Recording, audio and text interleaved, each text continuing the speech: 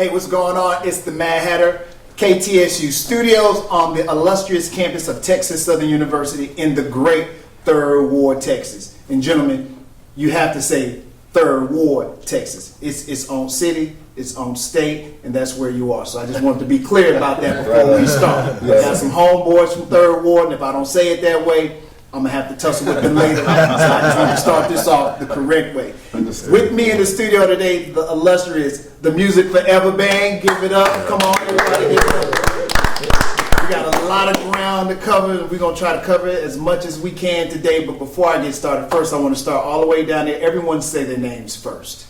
All right, my name is Calvin Napper. Calvin from. Give me a from too. I'm from Winston-Salem, North Carolina. That's right. North Carolina's in the house. Yeah, Daniel Witherspoon, originally Chicago, but I'm in Maryland now. Yes, sir. Yeah. Vance Taylor, Atlanta, Georgia. Jubal Smith, Oakland, California. Chris Walker, native Houstonian. In Rome, Philly. Is in the house. Yeah. Barry Williams, Chicago, Illinois. Look, gentlemen, first thing we got to do is we have to dispel any myth or rumor that this is a cover band of Frankie Beverly and Mays tunes. This band has been that band for years. According to Mr. Joe, he made it clear that I've been here for a long time. And so, Mr. Roman, I kind of want to start with you because I know you're responsible for the name Mays. So let me start with you, and let's get some clarity about that this is not a cover band, sir. No, we aren't. We're kind of wanting to continue the legacy, the Absolutely. music, first and foremost. We still have love for Frank and always will. We want to continue on with our journey as TMF. And it's real basic. We have these great musicians that have been there for some number of years. I've been in the band for 55. Yes, sir. Wow. So, and with that caliber of talent, and you just can't miss. Why Yes. would we do anything else but continue the music and the brand? And I mean, there's a lot of tribute bands out there, but with the body of work with these cats, I mean, it's a win-win for us. And we're also getting to the fans what they want to hear. Whether any band plays it, they want to hear these hits, Yeah. Mays songs, and we're going to continue that legacy. And at the same time, TMF is now first and foremost.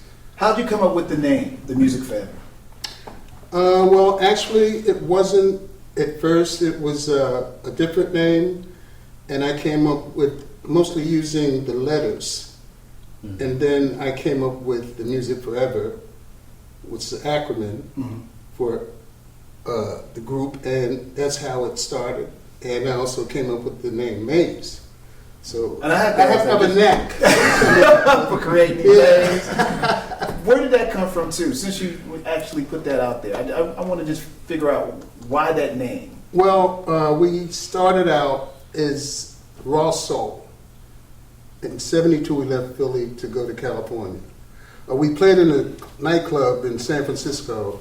Marvin Gaye's sister-in-law was a fan of the band, and she used to tell him to come and see this great band.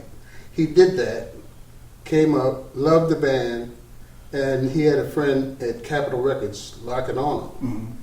And we signed with Capitol Records in '76. He didn't like the name Mays. He didn't like Raw Soul. I'm sorry. Right. Raw Soul. And we kicked some names out, and we passed Mays. I said, what about Mays? I said, okay, let's just throw some other names out. And at the end of the day, Mays was the one. Okay, all right. So yeah, that's my claim to fame. Now, you said earlier that all these gentlemen are accomplished musicians and Yes. producers. Yes. How do you nail down all these individuals who honestly don't need a band? They can do their own thing. How do you nail them down to get them to perform as one unit? Can I answer that from my perspective? Please. From my perspective, what we all have in common is that we all wanted to play in Mays. We've all wanted to play in that band. And I was playing with Whitney Houston at the time. I was doing the My Love Is Your Love tour. But I was always a fan of Maze. And I'm a member of Tony. So we would open up for these guys on the Al Heyman's, what was that, Budweiser Superfest. Always wanted to play with Maze. I thought Frankie was the most soulful human being I'd ever seen for soul singer, and he called me himself, and that weirded me out. I actually hung up on him. I thought somebody was playing a joke, and then he sounded like a radio disc jockey. Hey, it's Frankie B. Trying to see what you feel, if you got eyes for the band. Eyes for the band? What kind of crap? Call me back. No, don't hang up on me, brother. Carl Wheeler gave me a number. I was like, this is really... You think a manager is going to call or an assistant or something. No, but he was personal. He was personable, and it was always a band feeling, even from afar. You felt like these guys were together in unit. So for me personally, it was a mark of success, even though I produced records. But as a musician, it was a mark to say, I'm playing in this band. It's a cult. So for me, it was something I definitely wanted on my list of accomplishments. I thought I would only do 5 years and go on to do my own thing with my band, which is Legally Blind, which he also came up with that name. He did. I missed my calling. Actually, and he just called it Blind, which we should have really just kept that. The Blind. Yeah, the Blind. But for me, I thought let me do 5 years, have this name. Yours is 23 now. Yes, 23 now. But 5 years, let me go through this school. It's a school, Sir. And so for me, I know it was just something that I wanted to personally accomplish as a musician. Who's the youngest, newest member? Not you, Chris. Not you. That would be me. Yeah. So, did you get a special call? I did. My story is not far from him, but my way in of it was, of course, this guy. We've got 25 years of history. Just, we got a lot of years together. So what it was there was another guy already on the gig, but they had a show in, was it Cancun? Yeah. Yes. I think it was. They had a show out the country, and I subbed the show. And I remember when he went to audition for it, which had to be 10 years earlier at least. And I would come see them when they came to town. I saw y'all at MGM. I don't know if y'all remember that. Y'all was at MGM, and I came and hung out with y'all a couple times. So it was right at the early part of pandemic, I believe it was. And they shut down for a while because of pandemic, and then they were rebooting. And he called me one day and said, "Hey, man, stay by your phone, the manager's going to call you." And it was just really random, and I said, ain't nobody called me for that gig. I just didn't assume it because I knew it was settled. The previous guy had been there just as long as 25 years. He had been there. And then I'm in Target. True story, I'm in Target. My wife and I were in Target, and it was leading up to the school year. And we're in Target, and the previous manager called my phone and said, "Hey, this is Weatherspoon." I said, "Yeah, man." He said, "You got a second?" I said, "Yeah." He said, "Somebody want to get on the phone." And Frank got on the phone. Wow. And I'm standing in Target like, I'm buying, school supplies, and he's going it was that. And he said, "Hey, man, if you want to come on board, you can have it." And it was that easy. It was that simple. I didn't reach out to them saying, "Keep me in mind." I never really had that personality and I really made it my business to say, I don't want anybody to think that I'm trying to take anybody's seat. Like, that was very important to me. But I'm the youngest. I'm about 2 years in. And then, Who's second older after this young man right older, here? above me. Oh, would be, second. Yeah, you're second. Second tender. We're on the first. It would be these guys. We came about together the same for time. 20 years. Wow. They came together. That's a crazy amount of time And to be this- performing with somebody, right? And the story for him, we were auditioning another keyboard seat, you know, and so we were doing these auditions, and Frank goes to Hawaii, and we're filming these auditions, and they're overnighting the film stuff to Frank. This is a weird thing, right? But so he's on the beach, so he can, like you, they can listen, see what things are going on, you know. They can get some peace, you know what I mean? Right. So this guy comes in on the third day.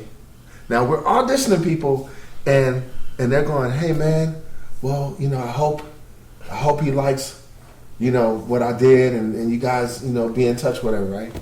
He comes and does the audition. So we say, well, you know, Frank's gonna look at all these things, and he'll call the person that he wants. He said, "Well, I'll see you guys in a couple of weeks." There it is. Were you really that confident, or were you just putting that out there so you could have that look like, yeah, I'm confident, I know I should get this gig? Well, I was confident because of what they said he wanted. He wanted somebody who's kind of funky, and I've always been that. And so the other ones that auditioned weren't quite as, you know, funky as I was.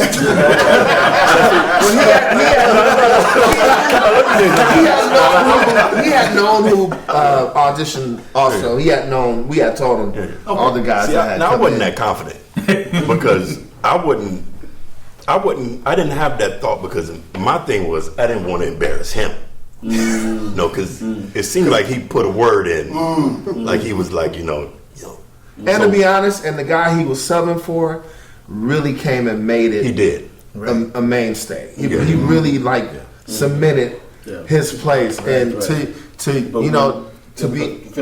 be honest, man, I give you a lot of credit because every time we subbed for this particular guy because there was issues with going overseas. So every time we go overseas, we would get a guy, and that we never felt like you had the right guy. that it felt even close to. Wow. Man, this guy came in.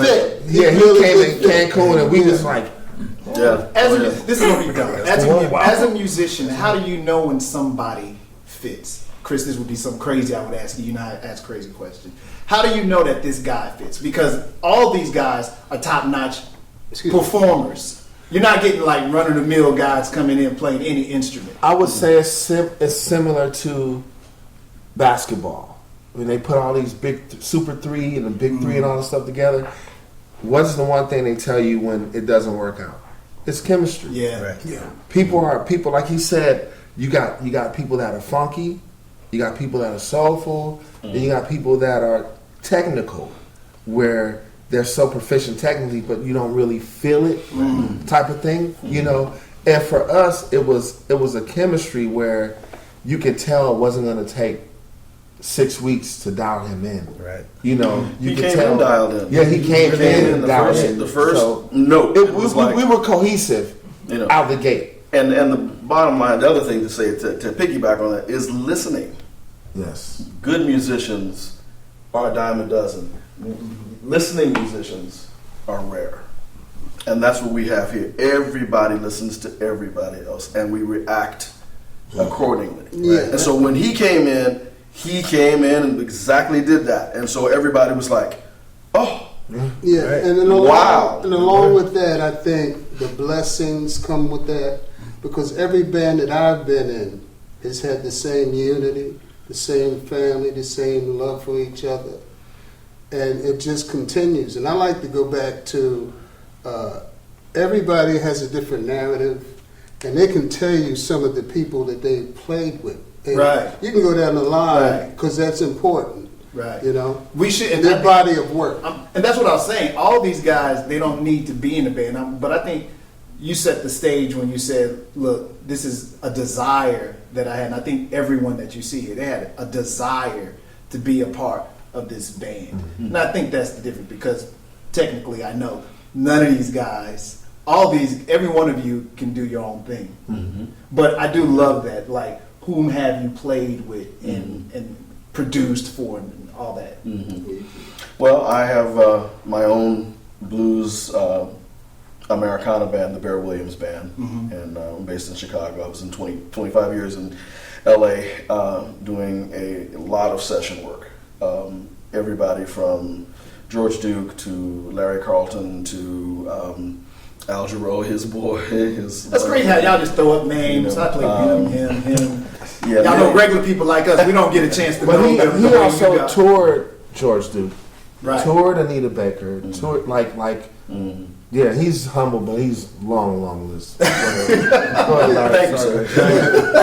But yeah, so I mean, it's like everyone on this line here, we've all done a myriad of things with other people and our own. We all have our own records. We all have our own stuff that we've done. So. I'm 55 years with Maze, and see, he has his story as well. Oh yeah, I gotta get to Chris. Don't leave you last though, Chris, because you're the newest member. Yeah, he's the Houstonian here. Right. There is no favoritism.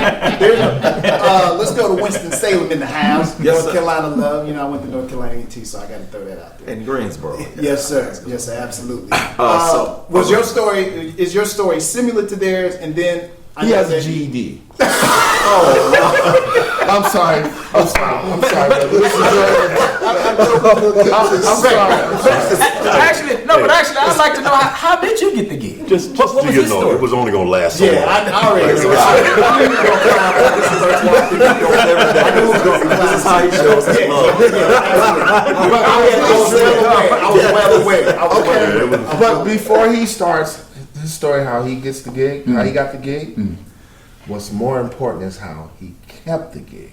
Right. Because That's true. Mr. Beverly is notorious for going through drummers. Yes. He's gone through, the greatest drummers of our time. Drummers, the drummer that played, one in particular that played Rock With You. Yes. People like those, the big guys, just didn't mesh with Mr. Beverly, Wow. at times. So I want to give him kudos for that now. Yeah, what makes you special and you withstood the test of time? I think for me,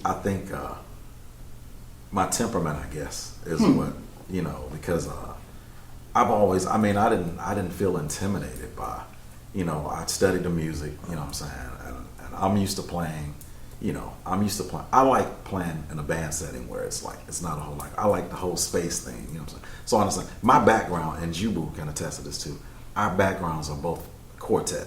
There's a discipline to playing quartet music, and if you don't have that, you just, that's where I kind of got my start. So that's what that music reminded me of, the Maze music. It reminded me of of the quartet thing, because it's a pocket thing, it's a discipline, and Mr. Beverly was really, strong about, the space and not overplaying, it's a space thing, blah, blah, blah. So yeah, and it's just that, and I would get chewed at on stage, and I just have to keep, smiling and play through it, man. Did you say you would get chewed out on stage? Translation. Oh yeah. Jubu's back. Let me help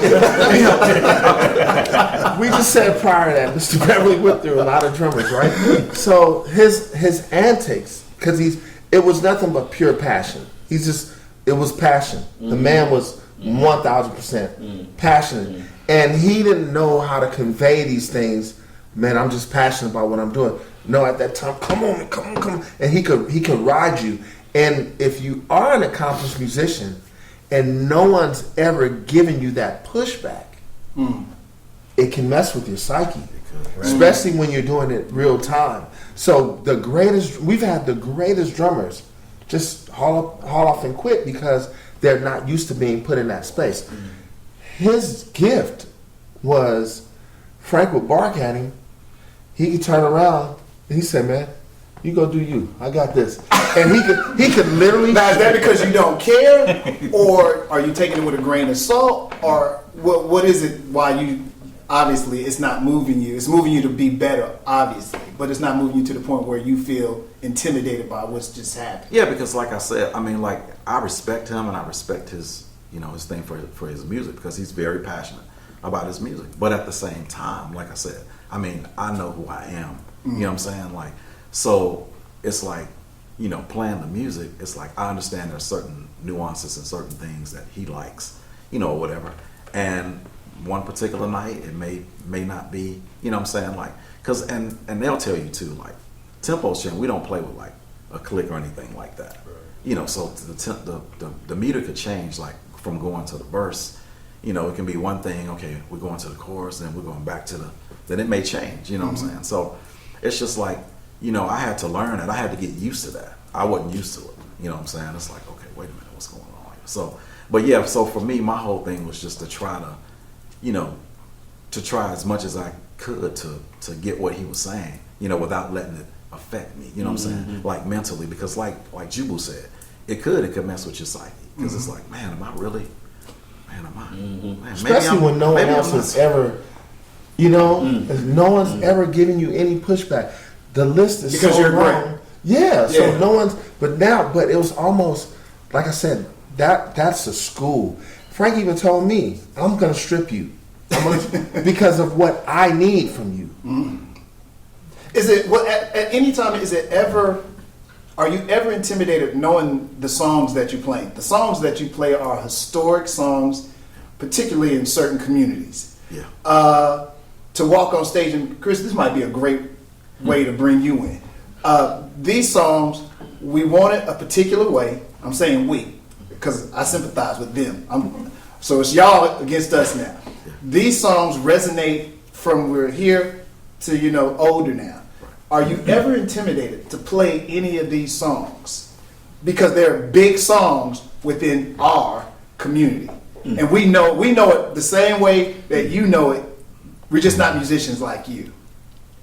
Well, I don't think these guys are intimidated, obviously, because they've been there for so long. Right. I think I made it better. Oh, I'm sorry. I have to agree with that. I'm sorry. But in terms of singing them, definitely Absolutely. intimidating. And I'm glad you go to this, because this brings us into now Chris Walker, the lead singer now Of TMF. Of TMF, yes. Thank you very much. But you know, I've been a huge fan of these guys for so many years, and for every singer on the planet, probably they would never think they would get an opportunity to sing with these guys because Frankie's the band, you know. Right. But when they decided to start their own group, during the pandemic, I started posting songs. The Holy Spirit said, post songs, 2 songs every week, just to lift people's spirits. Mm-hmm. So that's what I did, whether it was gospel, jazz, R&B, whatever. Mm-hmm. And because I'm a huge fan of what they've done, I picked one of their songs, right? I posted that song, and it reached over 1 million people. We Are One. Wow. Yeah, We Are One. Wow. And Rome's lady Nell saw it, and I think she showed it to Rome, and Rome in turn showed it to the rest of the guys, and then I get a call from Bear, and he says, this is Bear. Well, you probably know me as Larry. I was like, Larry Campbell? Are you kidding me? Dude, I said, no. He was like, oh, well, I didn't want to assume. I was like, so he said, we would like to set up a Zoom call with you, but he wouldn't tell me why. Wow. And I was like, does he want me to sub on bass? What does he want me to do? So anyway, so I get on the call, and they share with me what their vision and what they wanted to do, and they said, we would like for you to consider being our lead vocalist. And they told me to say, well, we're looking at 3 to 4 of the guys, and we just want you to consider it. And I said, I started laughing, and I told the guys, I said, y'all can stop looking. That's funny. The truth of the matter is, we never even interviewed 3 or 4 of the guys. We never even got to it. But we never spoke to another person. We never talked to another person at all. We never spoke to It was funny when he did that, when the video got around and Rome, texted me, he's like, man, you got to check this out. And as soon as I hit him back. I'm like, oh, that's Chris Walker. Well, Rome doesn't know. I'm gonna ask you that too. Rome didn't know who he was. No. We're these musicians of us. No, definitely knew who. Because I was watching Chris with Gina Bell. Yes, sir. Okay, but he's only been in Maze, so he's been insulated to the outside. Now he loves music to death. Incognito, jazz, Yellow Jacket. His list of things, but he don't know who those people are. He just know I like them. So he's like, y'all got to check this cat out. I said, this cat? Man, get out of here, man. This dude. Right. He was like, you know him? I'm like, absolutely. I got his phone number. and you know what I said? I said, that might be it. Yeah. I said it gave. I still got chills because when I saw him saying "We Are One," and my lady was like, "Ooh," and she don't ever say nothing. she's like, and see how God works the blessings through my lady to me to him. God is good. yes, And then with my quartet background, yes, these guys. I come from that same school, the Walker Brothers. My brother Ernest, that's the same school we come from. Yes. So. Perfect fit. Yep. No problems. No. Right there. Temperament, right Just like attitude. just like all they, look, y'all just don't got nothing bad to say about nobody. No, actually, it's scary. It is scary. Yeah, it's like he's been there all It's along. scary, and for me personally, it's the man. You can find a voice. You can find it's the man that I know that we have in that position for me. Right. Personally, and it comes off the stage. It all just. And you know what's Comes off big the with stage this in the band? Everybody has a beautiful spirit. Every one of these cats. And that's big. It is. Anybody. It's when very- you get Right. two people that, have that marriage. Right. Yeah, that's Now I won't right. tell you, they make me shine their shoes. But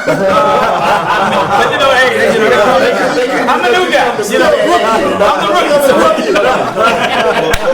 Let me say this: we love each other like we were like we came from the same womb, but we will hold each other's feet to the fire if we How hard is that? We will do that Because there has to be a certain amount of ego with all you guys do. No. You've all played with all these It's accomplished people. not hard. Even during this transition, we've made some missteps. You know, one me and Calvin did recently, and we all got on the Zoom. I know I was defensive at first because I'm a man defending myself, but what I realized was that I know these are my brothers. The first thing is I know these are my brothers. The second thing, I know that we're all trying to get to the same place. So knowing those two things, I know that you're not coming down on me for nothing. We want to help each other be the best that we can be for this unit. So when you trust that, it makes it easier. Why is it so important for you all to carry on this legacy that has been created? And Rome, you probably spoke about it a little bit already, but you've already accomplished so much. Technically, if you wanted to, you'd be like, I did that. That was a great career. And these guys can go on and do their things because all of them are accomplished too. But what is it about this where you feel like we still got to give the people this? And it should come from us. Well, it's the longevity. We still, along with playing the Maze music, with the talent, everyone is a writer. We're going to incorporate our own original songs. In fact, we have something coming out soon we're going to drop, recording. So, in doing that, How do you keep these guys together? It's like, how do you keep these I guys? have no idea what that is. And we were cracking up. This guy, man, he missed this all.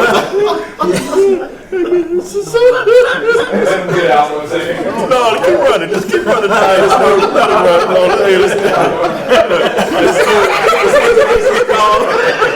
We don't get a chance to share. What you gotta understand is, it's like this from the time we get in the hotel, plane, How do y'all to the time we leave. so you, I usually just go upstairs and you have some editing to do. That's all the guys back there. They work that out. No, okay, play all of it. You should go back to that question, actually. Come on, Jimmy, let's get through this. Okay, he's going back to Rome. Back to your question. I just answered it honestly, internally. But go ahead. But you ain't ready. We don't. No, we We can't get the real answer. I'll tell you off air. Oh my What we doing again? He says, how do we want to keep the legacy going? Yeah, and I was saying, as I was saying, with the original music and the longevity, we could be out until, well, who knows? Yes. About the fans as well. I mean, we're going to, our fan base will grow. You know, we'll have new fans as well as the Mays fan, the diehards. They'll never go. But to incorporate the music, I think you're going to also incorporate fans that love. Bear has he's blues, Jubu as well.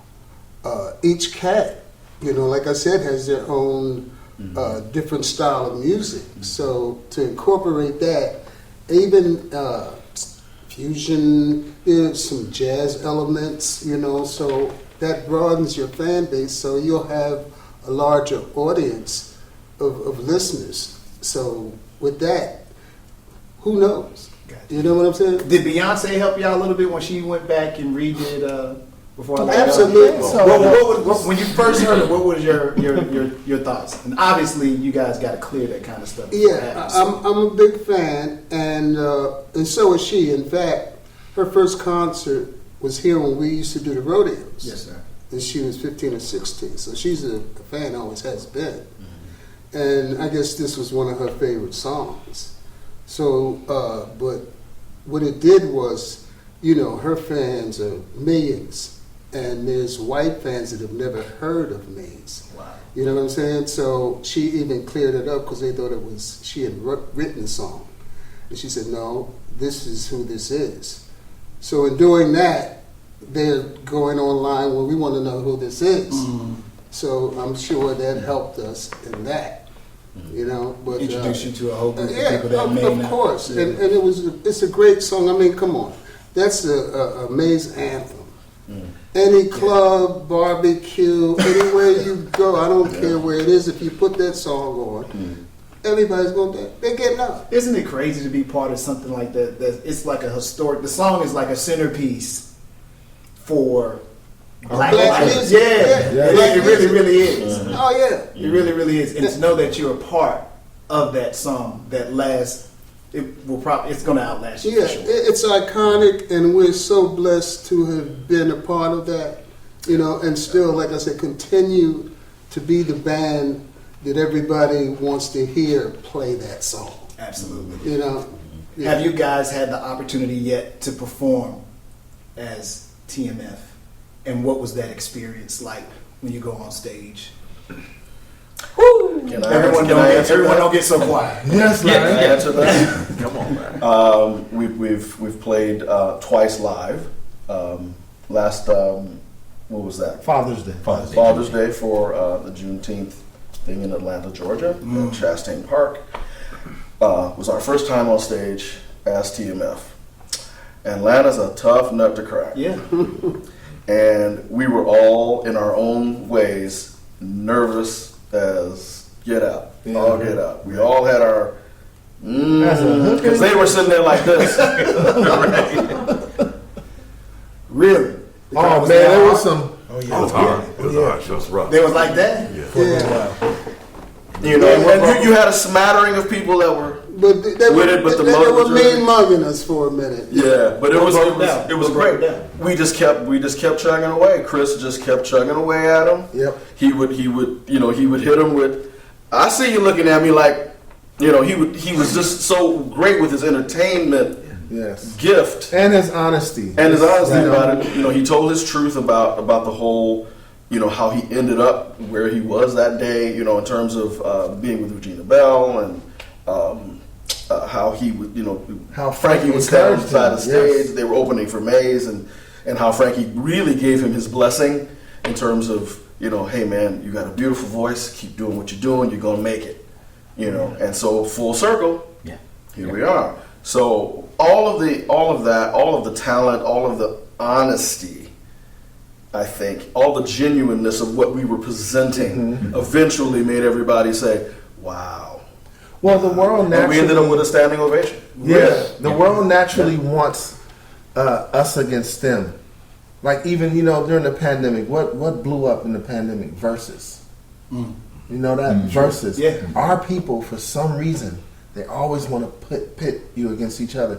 We're not having that. We're not. There's no animus with us. We just want to continue that legacy along with inputting our new legacy, the new things that we're bringing to that gumbo, what I call it, you know. And so as we saw the people, and I know when it got to golden time of day, I just looked out and say, okay, well, you may want to dog him out because this is not a familiar face. But I've been coming to you for 23 years. If you're going to sit on me, I'm going to keep playing this solo until you get up, like what I'm used to, right?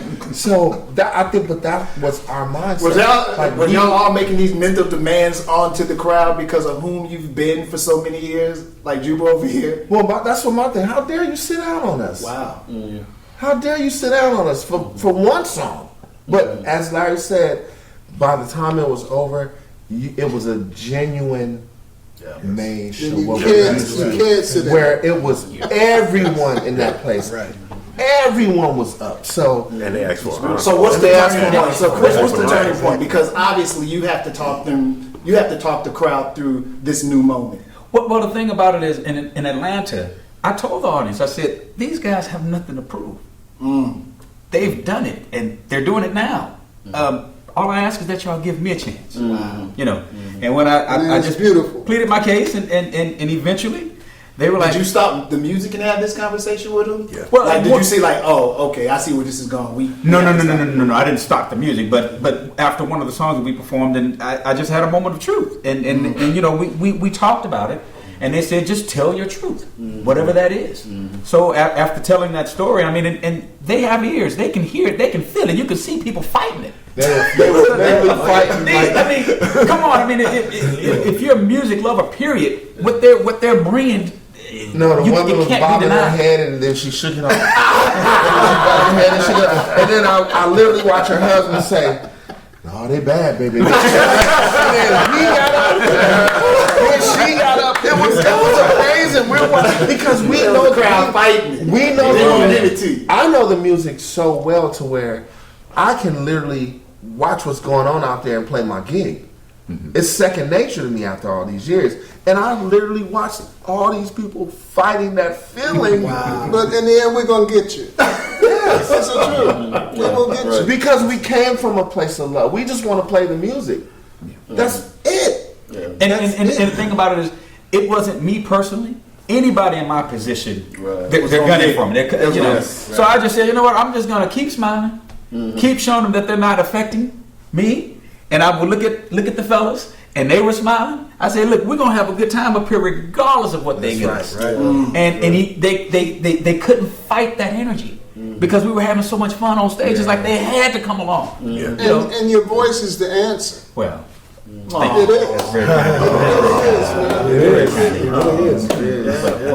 It is. So what you can't deny. It's Exactly. what you can't deny. That's true. So we played here last night, or yesterday afternoon, or early evening. I guess. There was no resistance with that crowd.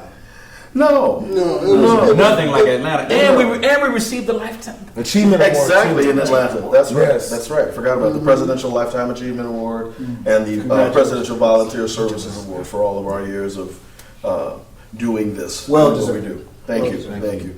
And so yesterday it was. It was. I mean, the veil was lifted. Everybody was good where they were. And, you know, we were all like, "Okay, we got it now." Yeah. And so we walked out and we did our show. And Yeah, what I loved about it it was was great. diverse. There were people there that have never heard of us, and you could see that they too. You know, it's one thing. Music is so powerful. I mean, there's only three things I think that touches you: your emotions, humans, animals, and what was the other thing? Music. Music Yeah. was my main. Yeah, those three things. If you think about it, there's nothing else that touches you like that, and that's how powerful music is. So when you have that, I mean, it's not. Think of the world without it. And one of the other things that stood out about yesterday, our mayor, Sylvester Turner, has never done this before. But he actually came out and danced on 2 songs. Yes, he did. It was a good time. It was. Y'all never done that Y'all come on stage, man. Y'all got a show to do, man. He was having so much fun. He was having so much fun. He didn't want to leave. He's honorary TMF. Yeah. He's honorary TMF. And you know what I equate it to when you go to a great church and that pastor and that choir and you got a singing pastor and nothing like it. Y'all know. And it's the same thing. Well, As long as I've been in this band, That's right. we touch people like that and it's like church. Mr. Rome, you never get tired of playing the same song over and over. I know that's a crazy question, but some artists get tired of playing. You know, there's a couple of your songs you gotta perform. Do you ever like The hits. do I have to play this one more time? No, because it's like you go back to That's church. about all of you guys. You've been You playing go back to this- church, there's great hymns that you love to sing all the time. Same one for it, yeah. And also, brother, every city is a new, different energy. It's a new energy. Each night, it's a new energy. So, to answer that So question, can y'all freestyle off the cuff like you playing Before I Let Go and something happens and you like, okay, we feeling this moment, we're gonna let it ride. Can y'all? yes, Can because you and do we aren't under any machines. There's no machines up there, so there's not. We got to get out of here in 8 bars because we're going into the next thing. It's a totally It's a live crowd 1000%. reaction. Yeah. If they're up, we'll stay keep it going. Like he until- said earlier, we can slow it down. Yeah. We can break it down. We can speed it up. Yeah. We can Well, stop it and let the audience sing and then count it back in, you know? Right, yeah. Well, we had an audible yesterday because we had our stage manager, production manager told us, he said, you got 10 minutes. So we had to come out of one song quicker than we normally would. So we all, as we're playing, we just, we're gonna shorten it. Okay, all right, cool. One bridge, y'all. Yeah. One bridge. So we have that to shift if we need to shift it, Yeah. Well, I salute all you guys first of all. And Thank you. I think it's unique and crazy when I see all these gifted musicians who totally could just do their own thing, but they're committed to this brand and the music that's been made by this band for so many years, and you guys are able to sit there and go, nah, I haven't had enough yet. I want to give more. And so I think that's always commendable, and I appreciate it because I want to continue singing these songs. My eyes will be on you, man. I'm huge. And see, this is the starting point for me, so it's like the beginning for me. So it's like new. You can look forward to some great music coming ahead. And how long before you guys release the new singles? Y'all, we got a starting point here. No rush. We don't know. We do it when We don't know yet. We got But we're collectively You'll definitely writing, and it's going to be some special stuff. Believe me, it's going to be some special stuff. Coming soon. coming soon. Yeah. Final words from you. I have to go to you. I'm gonna defer to you because you created the name. I have to defer to you. It's like a rule. It's an unsaid rule that we just created. Okay. Final words, sir. I appreciate all the love that we've gotten from everyone here in Houston as well, including yourself. We want to continue doing what we're doing, and it's all based on, see, I'm from that old school. I was hippie. I still believe in love and peace. And if you had that in your heart and so in your spirit is that I'm good, and I'm good because of everyone has that same thing. And that's what's so unique about this band. So I'm just thankful for everything, and I thank God for these brothers and just being a part of this journey. Ladies and gentlemen, the music forever. Come on, man. Give it up for yourself.